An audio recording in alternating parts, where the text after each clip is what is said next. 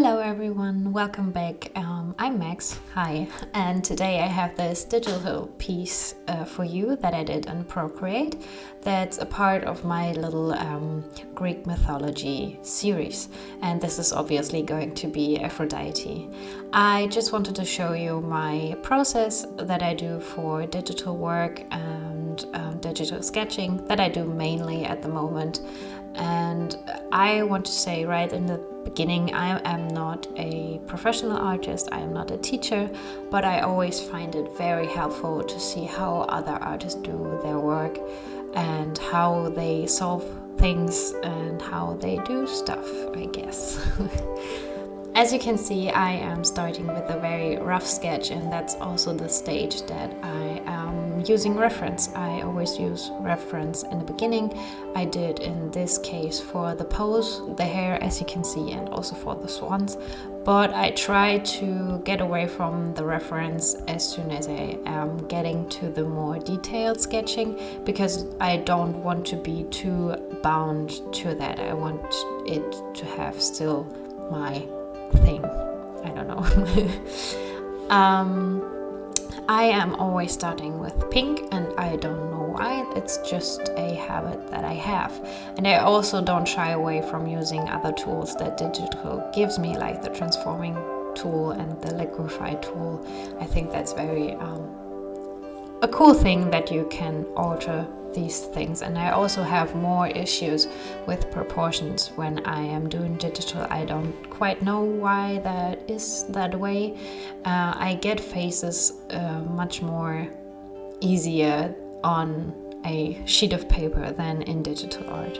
So you will see me alter this face a lot throughout this video because I just wasn't happy with it. I am using a very basic brush. I think this is just a hard brush, a triangle one, and I bought a brush set that had a lot of fancy brushes and also sketching brushes, but I used the most boring one for my artworks all the time because I somewhat inhaled, I don't know, the tip that if you use a very basic brush and you can do good work with that, that's very helpful, because if you then get very fancy brushes, you do fancy work, but you can also do it with a basic brush, if that makes any sense. Yeah, you see here my second sketching phase. I do this quite detailed already. For my taste, this is maybe a little bit too detailed, but I like to have all the guessing work done, all the ideas, how I want to have it look like, done by the time I get to the line art. And also, guys, my line art is really not the best. I don't have the smoothest line art, and I don't want to have, honestly, and I have reasons for that, but I will get to that when we get to this part in the video. I'm sorry if I am stumbling over my own tongue. Talking English is still a little bit hard for me because I don't do it on a day-to-day basis, so I try to get better at that.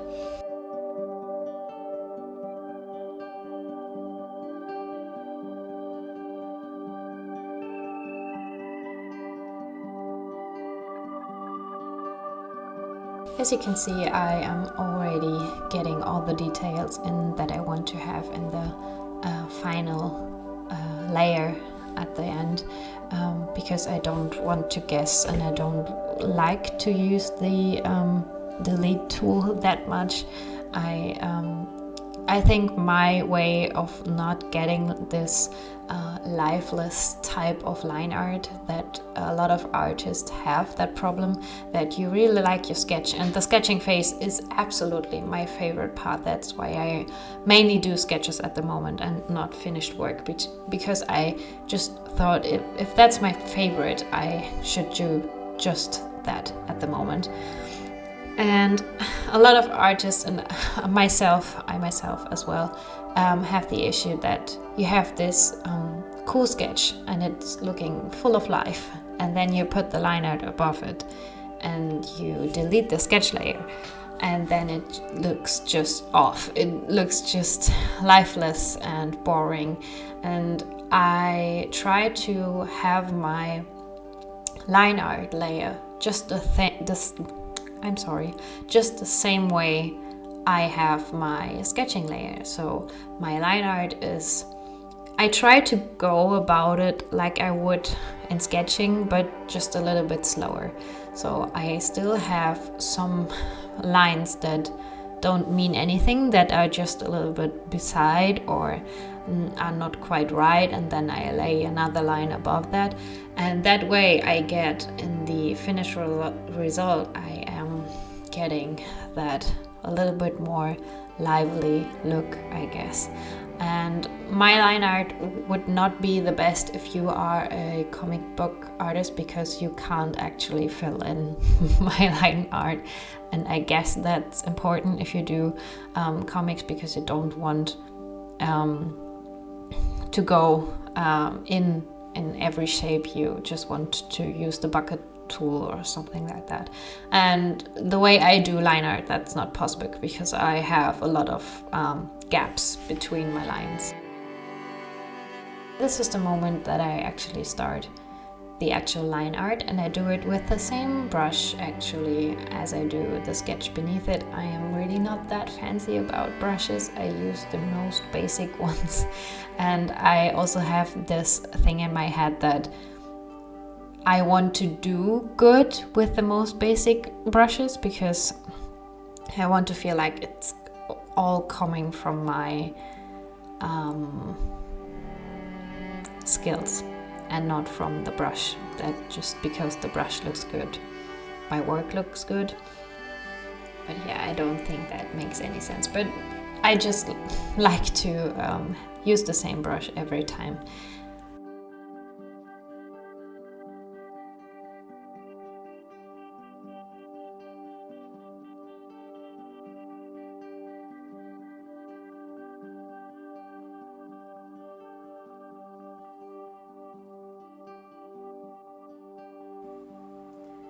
And also I want to just talk about my little challenge that I don't do finished work at the moment. I do occasionally, I occasionally have a little colored piece, but I do mainly these types of drawings right now that have the potential to be colored at some time in the future, but right now I just leave them as they are. And I noticed a really big thing about this, and an issue I had for the longest time, because I have the opportunity and the possibility to do more than one of these a day. I have so much more ideas. I feel like I am just putting out ideas that I have, and they are getting better and better. I used to have the problem with my own art that I always thought my ideas are just a little bit too basic. I have seen that already, and of course it's hard. You can't really invent something new. Anything you want to do has already been done in some shape and form. And it's not really about that. But the ideas I had in the past are, for my taste, were just always just a little bit too basic. And now that I'm doing a lot more work, a lot more pieces back to back, I am getting more ideas. And that's an awesome thing, that you kind of can train your idea muscle or something like that. That if you try to generate more ideas will come. It's just a rolling stone at this moment, and I hope to get a lot more. And also the process, how I get to ideas, really changed. I always thought it would just happen, like you wake up one day and you have this amazing idea about what you can do. But it's just because I am doing this all day right now, because I am not able to go to my uni, I am not able to go to work. I basically just have art for me right now. It's the only thing I do. And I am thinking about this all day long. And even if I am cooking or I am cleaning or I do something else, I am doing this voiceover, in the back of my head is still working on new ideas, and that's awesome. I feel like this is just going very well. And I also have some ideas for full illustrations, but I let them, how would you say it, like marinate a little bit in the back of my head until I feel like I sometimes sorry I sometimes sketch them out so I don't forget them, but I want to stick to this, that what I have right now, because it's a lot of fun for me, and I haven't had that much fun in a long time. So I just want to keep that going. I'm doing hair. I always try to not be too stiff, but I will change up the hair later as well because I wasn't happy with it. So I changed it just a little bit because I thought that these curls around her face just looked a little bit too much like roots from a tree, a little bit too chunky, so I tried to change that later. And I realized that I don't really have a lot to say about this anymore. I did this little series of Greek mythology characters, and if you want to see the rest of this, I have them up on my Instagram and you can look at the full series. I did one for Hades, I did one for Persephone. I don't know how would you pronounce that in English. I would say Persephone.